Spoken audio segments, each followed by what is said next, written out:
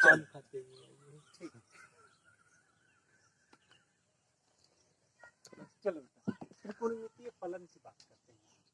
ठीक है, त्रिकोणमितीय फलन में सबसे इम्पोर्टेंट बात, फलन कहें तो फलन तो कई प्रकार के होते हैं, लेकिन त्रिकोणमितीय फलन जो होते हैं, फलन की बात एक बार कर लेते हैं कि फलन आखिर कितने प्रकार के होते हैं। मुख्य रूप से 4 प्रकार के आपको बताए थे हम, 4 प्रकार के फलन होते हैं बेटा। पहला बीजगणितीय फलन, बीजगणितीय फलन। दूसरा चरघातांकी,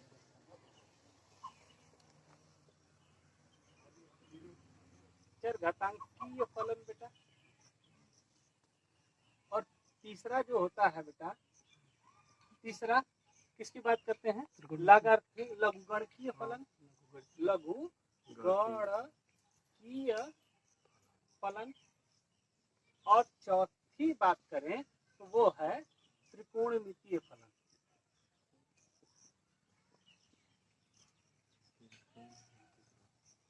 देखो बेटा त्रिकोणमितीय फलन, इन 3 को हम बाद में कवर करेंगे। सबसे पहले इसकी बात करते हैं, त्रिकोणमितीय फलन। तो जैसा इसका नाम है बेटा त्रिकोण, त्रिकोण माने जिसमें 3 कोण अर्थात त्रिभुज। तो त्रिकोणमितीय फलन मुख्य रूप से आधारित किस पर होता है बेटा, समकोण त्रिभुज। त्रिकोणमितीय फलन जो होता है मुख्यतया आधारित होता है ये आपके समकोण त्रिभुज, जिसमें कोई न कोई एक कोण समकोण। और समकोण त्रिभुज की खास बात ये होती है बेटा कि इसमें जो समकोण के सामने वाली भुजा होती है वो सबसे लंबी होती है, बड़ी होती है। और इसका नाम उन्होंने कर्ण रखा। किसने बेटा, इस समकोण त्रिभुज की भुजाओं के बीच में संबंध स्थापित करने वाले एक महान वैज्ञानिक पाइथागोरस, पाइथागोरस, ये महान वैज्ञानिक पाइथागोरस थे बेटा। और उन्होंने एक समकोण त्रिभुज की भुजाओं के बीच में संबंध स्थापित किया, जिसमें उन्होंने बताया कि समकोण त्रिभुज में समकोण बनाने वाली 2 भुजाओं के सामने वाला जो भुजा है वह हमेशा समकोण बनाने वाली भुजाओं से बड़ी होती है, और जिसे उन्होंने नाम दिया कर्ण। और जो भुजाएं, ये दोनों भुजाएं, ये संलग्न भुजाएं हैं बेटा, संलग्न भुजाएं जो कि समकोण बना रही हैं, इनमें एक को आधार कहा और दूसरी को लंब कहा। प्रश्न ये उठता है कि आधार किसको और लंब किसको, तो वो बेटा बिल्कुल निर्भर करता है कोण पर। अगर हमने जो न्यून कोण, ये समकोण है तो जाहिर सी बात है ये दोनों ही न्यून कोण होते हैं, क्योंकि हम जानते हैं त्रिभुज के तीनों कोणों का योग 180 अंश। तो 180 अंश होता है बेटा, तो 90 अकेले हो गया, तो ये दोनों का योग 90 होगा, अर्थात 90 से कम ही होंगे, न्यून कोण होंगे। तो इस न्यून कोण पर निर्भर करता है, जिस न्यून कोण को आप लेंगे इसके साथ, जिस भुजा के साथ लेंगे वह आधार भुजा, एकदम याद कर लीजिए। जिस यहाँ पर कोण लिया तो जिसके साथ यह भुजा, यानी एक तो कर्ण फिक्स है, कर्ण जिस भुजा के साथ यह कोण बना रहा है वह भुजा आधार होगी, और इसके दूर वाली भुजा लंब हो जाएगी। यहाँ पर BC आधार होगी और AB लंब होगी। अगर बेटा मान लीजिए कि हम इस कोण को ले रहे हैं फाई, यहाँ पर इस कोण को लिया तो अब ये आधार हो जाएगा और ये लंब हो जाएगा। बात समझ में आ गई। और इसके बीच में संबंध उन्होंने बताया था कि पाइथागोरस, त्रिकोणमिति पढ़ने के लिए सबसे इंपॉर्टेंट होता है पाइथागोरस। तो पाइथागोरस को अच्छी तरह समझ लीजिए। उसमें संबंध बताया कि सबसे बड़ी भुजा का वर्ग, सबसे बड़ी भुजा का वर्ग, सबसे बड़ी भुजा का नाम भी दे दिया है उन्होंने कर्ण। तो सबसे बड़ी भुजा का वर्ग शेष 2 भुजाओं के वर्गों के योग के बराबर होता है। शेष 2 भुजाएं क्या है, आधार है बेटा, आधार का वर्ग धन लंब का वर्ग, ये भुजा इसके बराबर होती है। यानी कि पाइथागोरस थ्योरम यही कहती है कि किसी भी समकोण त्रिभुज में सबसे बड़ी भुजा यानी कर्ण का वर्ग शेष 2 भुजा यानी आधार का वर्ग और लंब के वर्ग के योग के बराबर होता है। अब बात को समझना है, अब इनके बीच में बेटा ये अगर ये रिलेशन हम जानते हैं तो इनमें से कोई दो भुजा दिया है तो तीसरी वाली हम आसानी से निकाल सकते हैं। अच्छी बात है। अब एक शॉर्टकट आप लोगों को बताता हूँ त्रिकोणमिति में। एक शॉर्टकट ये होता है बेटा, अगर मान लीजिए एक रिलेशन, इस रिलेशन को अगर आप जान लेते हैं तो खूब आराम से निकाल लेंगे। मान लीजिए बेटा कि ये सबसे बड़ी भुजा को हम 2 इकाई लेंगे, सबसे बड़ी वाली भुजा यानी कि कर्ण को 2 इकाई ले लिए तो, और इसमें अगर ये कर्ण ये थीटा लेते हैं, जैसी बात है ये लंब है ना बेटा, तो ये आधार हो गया, ये लंब हो गया। अगर हमने इसको 1 ले लिया, किसी एक लंब को 1 मान लीजिए, चाहे आधार को 1 मान लीजिए, अगर हमने लंब को 1 मान लिया तो ये वाली भुजा कितनी होगी?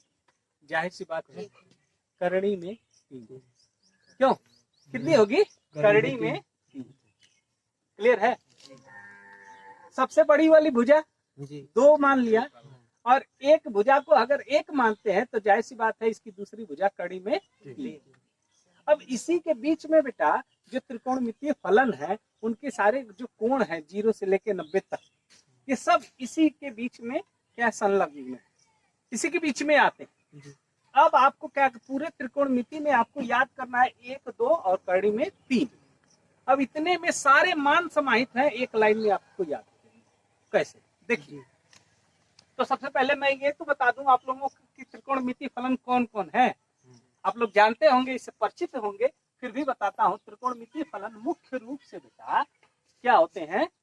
3 होते हैं और 3 उसके इनवर्स होते हैं, मतलब उल्टे होते हैं, प्रतिलोम होते हैं।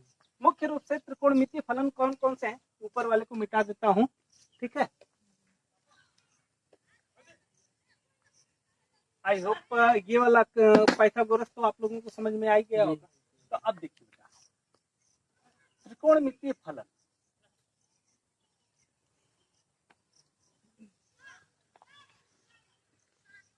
त्रिकोणमितीय फलन कौन कौन से हैं? तो बेटा पहले वाले फलन का नाम साइन, ये शॉर्टकट है, लेकिन इसका पूरा नाम है साइनाइन। साइनाइन, ठीक है। हिंदी में इसको बेटा ज्या कहते हैं। क्या कहते हैं? ज्या। आगे बात समझिए, ज्या कोण होता है, साइन को हम ज्या कोण कहते हैं। क्लियर है? ये साइनाइन शॉर्टकट, इसको बेटा आपने साइन लिखना है। क्लियर है? शॉर्टकट इसको साइन लेना है। जब भी आप सवाल लगाएंगे बेटा तो उसमें आपको इसको किससे प्रदर्शित करना है? साइन से प्रदर्शित करना है। और यह कोण समकोण, हमने बताया ना जितने भी त्रिकोणमितीय फलन है वो समकोण त्रिभुज की भुजाओं के बीच में संबंध बताते हैं। जितने भी त्रिकोणमितीय फलन है वो समकोण त्रिभुज की भुजाओं के बीच में संबंध बताते हैं। तो पहला जो साइन है, ज्या है, वह किन भुजाओं के बीच में संबंध बताता है? तो बेटा लंब और कर्ण का, यानी कि साइन जो होता है वो लंब और कर्ण का अनुपात होता है। लंब और कर्ण का अनुपात होता है। जबकि दूसरा नंबर पर आता है बेटा कोसाइन। पूरा नाम लिख रहा हूं, कोसाइन। कोसाइन को बेटा कोज्या बोलते हैं। क्या बोलते हैं? कोज्या। ओके ना बेटा? और कोज्या बोलते हैं इसको। शॉर्टकट आपने लिखना क्या है? कॉस। शॉर्टकट आपको कॉस लिखना है। और यह किसके बीच में संबंध बताता है बेटा? आधार वाली भुजा और कर्ण वाली भुजा के बीच में, यानी आधार का आधार बटा के कर्ण, ये इसके बीच में संबंध बताता है। कोई दिक्कत? ठीक बेटा। तीसरा जो फलन है वह बेटा टेंजेंट होता है। टेंजेंट यानी अस्पज्या। अस्पज्या को, यहां तक बात क्लियर हो गई। और इसको शॉर्टकट आपने लिखना है टैन, ठीक है। और टैन किसके बीच में संबंध बताता है बेटा? तो टैन बताता है आपका लंब और आधार के बीच में, यानी लंब बटा के आधार। बेटा याद करना बिल्कुल आसान है, इस तरह से याद रखिए। यानी कौन फलन किन भुजाओं के बीच में संबंध बताते हैं, ठीक है। अब इसके बाद आपको मैंने अभी अभी बताया कि 3 तो मुख्य फलन होते हैं और 3 इसके इनवर्स होते हैं, उल्टे होते हैं। तो 3 उल्टे होते हैं। कौन किसका उल्टा होता है? तो साइन का बेटा पहले वाले का उल्टा, तो आपको मैं नीचे लिख देता हूं, थोड़ा समझ लीजिएगा। यहाँ पे साइन का उल्टा, यानी ये 1 नंबर, ये 2 नंबर, ये 3 नंबर, तो 1 का उल्टा 1 डैश, एक का उल्टा एक डैश लिख रहा हूँ, ठीक है। एक का उल्टा यानी कि 1/sin, शॉर्टकट लिख रहे हैं। 1/sin का उल्टा होता है बेटा कोसाइन। कोसाइन होता है ना बेटा, यानी साइन का उल्टा कोसाइन होता है। तो कोसाइन, कोसाइन ये शॉर्टकट नाम ही है बेटा, ठीक है, या फुल नाम कहिए चाहे शॉर्टकट नाम कहिए। कोसाइन होता है, सॉरी कोसेक, सॉरी ये क्या होता है, साइन का उल्टा कोसेक, क्या होता है कोसेक। और कोसेक को हम क्या करेंगे, इन भुजाओं के बीच में संबंध बताएगा, इसी भुजाओं के बीच में संबंध बताएगा, बस इसको लिखना क्या है उल्टा। तो क्या हो जाएंगे बेटा, कर्ण बटा के लंब, ठीक है, बात को समझिए। यानी कि साइन का उल्टा होता है कोसेक, और कोसेक क्या हो जाएगा, वही भुजा है, दोनों भुजा है कर्ण और लंब, उसी का क्या हो जाएगा, इसमें लंब बटा के कर्ण लिखना है तो उसमें कर्ण बटा के लंब लिखना है। ठीक इसी तरह से दूसरे डैश का क्या हो जाएगा, 1 बटा के कॉस, 1 बटा के कॉस मतलब सेक, ये सेक होता है बेटा, और सेक बराबर क्या हो जाएगा, कर्ण बटे आधार, ठीक है। और बेटा तीसरा का उल्टा हो जाएगा 1 बटा के tan, अगर हम लिखें तो इसका मतलब होता है कॉट, ठीक है, कॉट। और कॉट का उल्टा होता है बेटा आधार बटा के, आधार बटा के लंब। इतनी बात क्लियर हो गई, शॉर्टकट जानिए। अब बेटा देखिए, इन्हीं दोनों को ध्यान से देखिए, ठीक है, इन्हीं दोनों को ध्यान से देखिए। यहाँ पर साइन मतलब लंब बटा के कर्ण है, और कास मतलब क्या है, आधार बटा के कर्ण है। आपने थोड़ा सा कर दीजिए साइन बटा के कॉस, साइन बटा के कॉस करिए तो आपको क्या मिलेगा, लंब बटा के कर्ण बटा में आधार बटा में, आधार बटा के कर्ण, ये नहीं मिलेगा बेटा, आधार बटा में कर्ण मिलेगा। अब कर्ण से कर्ण मर गया, मिलेगा क्या बेटा, लंब बटा के आधार, यहाँ पर क्या मिलेगा आपको, लंब बटा के आधार मिलेगा, ठीक है। और लंब बटा के आधार किसका, किसकी वैल्यू है बेटा, किसका मान है, tan का, इसका मतलब इसके बराबर आप tan लिख सकते हैं। तो आशा यह हुआ, इसका कंक्लूजन यही मिला, इसका निष्कर्ष यही मिला कि आपने इतना दही महा तो निष्कर्ष मिला tan कि घी, तो इसका घी क्या है, यानी कि साइन बटा के कास बराबर आपको शॉर्टकट लिख सकते हैं, ये अभी एक फॉर्मूला आपके पास, ठीक है। तो दही है tan, साइन और कास का है क्या, मठा, दही, दही का मक्खन आपको मिल गया tan, बात क्लियर हो गई। तो इस तरह से साइन अपान कास बराबर आप tan लिख सकते हैं, ठीक है बेटा। अगर इसको उल्टा कर दें, उल्टा कर दें तो क्या हो जाएगा बेटा, कास अपान साइन, तो इसको हम इसका tan का उल्टा लिखेंगे मतलब कॉस, क्लियर है। ये फार्मूले आपको याद होने चाहिए, आने चाहिए, ठीक है। चलिए अब थोड़ा सा हम वैल्यू पर ध्यान देंगे। फलन में क्लियर हो गया, साइन के अपान क्या होता है, कास के बराबर क्या होता है, यानी कि साइन किन भुजाओं के बीच में संबंध बताता है, कास किन भुजाओं के संबंध बताता है, tan किन भुजाओं के बीच में संबंध बताता है, ये बात क्लियर हो गई। अब बेटा इंपॉर्टेंट फैक्ट ये आता है कि हम अगर ये जो थीटा कोण लिए या फाई कोण लिए, अगर इसकी वैल्यू अगर रख दी जाती है तो उसका मान कैसे बताएं, तो बिना रटे, बिना समझे, बिना रटे आप कैसे उनका मान याद कर सकते हैं, कोई सारणी नहीं बताएंगे, ऐसे ही समझ लीजिए, बिल्कुल शॉर्टकट तरीका, ध्यान से देखिए। एक बार मिटा देता हूँ, आई होप लिख दिया है आप लोगों ने, ठीक। देखिए बेटा यहाँ पर लिख रहे हैं तो फोटोकॉपी तुरंत कर लिया कीजिए आप लोग, ठीक, वेट मत करिए, जितनी फास्ट आप फोटोकॉपी करेंगे उतनी तेज जेरॉक्स मशीन चलेगी, ठीक है। चलिए आगे चलते हैं बेटा। देखो त्रिकोणमितीय फलन में अगर सारणी का सहारा न लिया जाए, सारणी का सहारा नहीं लिया जाए, मतलब ये हुआ कि एक 1 degree, 2 degree, 3 degree, 32 degree, 35 degree, इस तरह के मान डिग्री और मिनट में मान आ गए, है ना बेटा, डिग्री मिनट सेकंड में मान आ गए, तो वो सारे मान आपको सारणी में देख करने पड़ती है। उसके लिए आपको टेबल मिलता है, सारणी मिलती है, तो उसका आपको प्रेशर नहीं लेना है, आपको थोड़ा सा याद रखने की बात क्या है, किन किन कोण का मान आपको याद रखना होता है।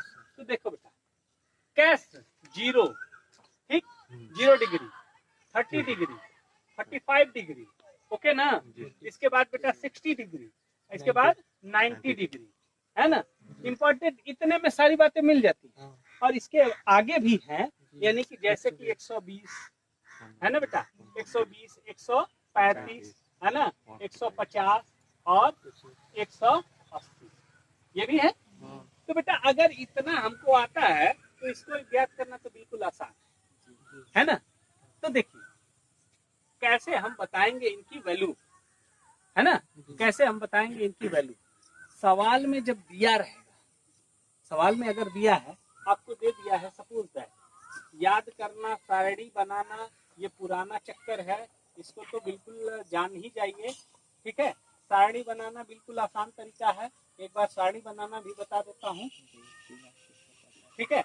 साइन, कॉस, टैन, टैन के बाद कॉट, लिखने का तरीका इम्पोर्टेंट है ना, इसी सीक्वेंस में आप लिखेंगे, साइन, कॉस, टैन, कॉट, सेक और कोसेक।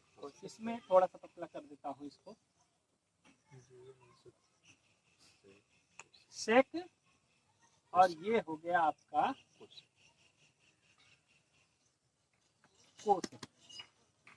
ठीक है। इसी सीक्वेंस में लिखना है, सारणी बनाने के लिए इसी के सीक्वेंस में लिखना होता है, ठीक है बेटा।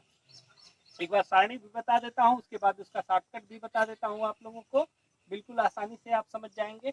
देखिए बेटा करना क्या है, आपने 0 डिग्री की वैल्यू निकालनी है, तो क्या करना है, गिनती लिखना है।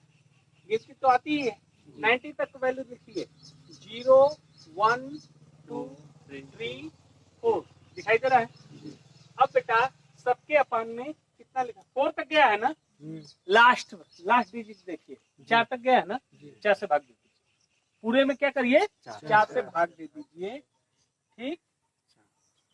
और इसके बाद आपको करना क्या है, सबका ओवर रूट करना, मतलब वर्गमूल निकाल लेना है, सबका वर्गमूल निकालना। चलिए जो मान जहां आएगा वही मान रख दीजिए।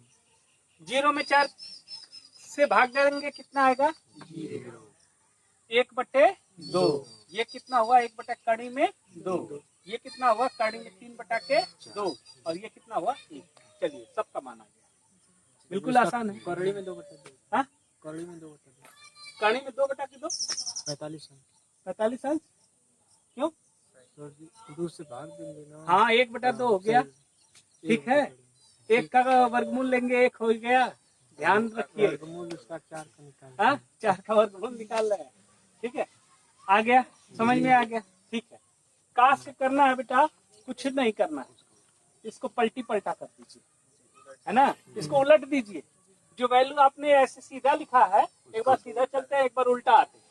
तो उसने कहा कि चल सीधे, एक बार नाक की सीध में चल, एक बार पीठ की सीध में चल, तो पीठ की सीध में चले आइए, 1 हो जाएगा /3/2, आइए /1/2, ये 1/2, और ये हो गया 0।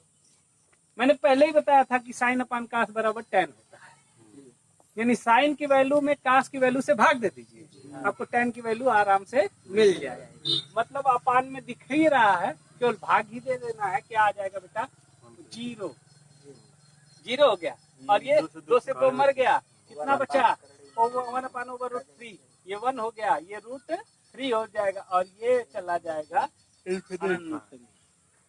काट उल्टा होता है ना, काट उल्टा होता है, और उल्टा फिर नाक की सीध में गए तो उल्टा आइए, तो उल्टा आ गया, इसमें क्या हो गया, इनफाइनाइट /√3, 1/√3, और ये हो गया 0।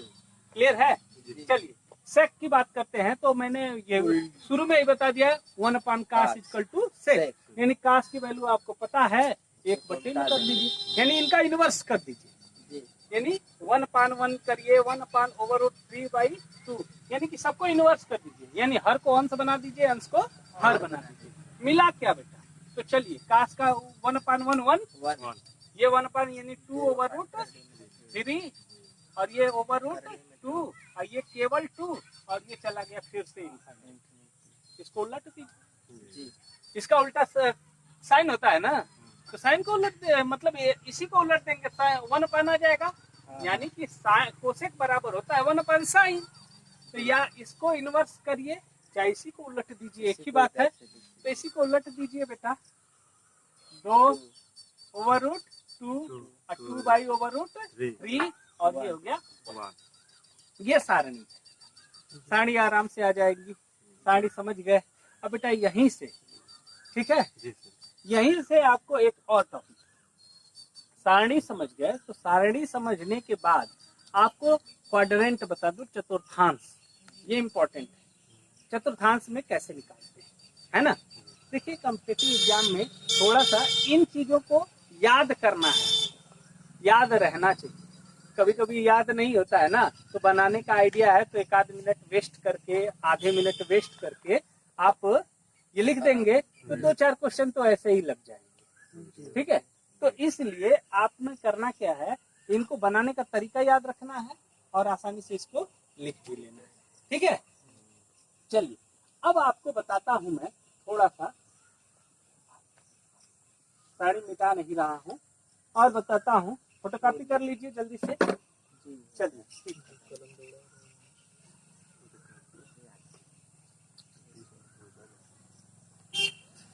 बेटा क्वाड्रेंट की बात करता हूँ, चतुर्थांश की बात करता हूँ। चतुर्थांश हिंदी में लिख रहा हूँ आप लोगों को, ठीक है। चतुर्थांश, चतुर्थांश यानी इंग्लिश में इसको क्वाड्रेंट कहते हैं, ठीक है। क्वाड्रेंट पीछे पढ़ा होगा।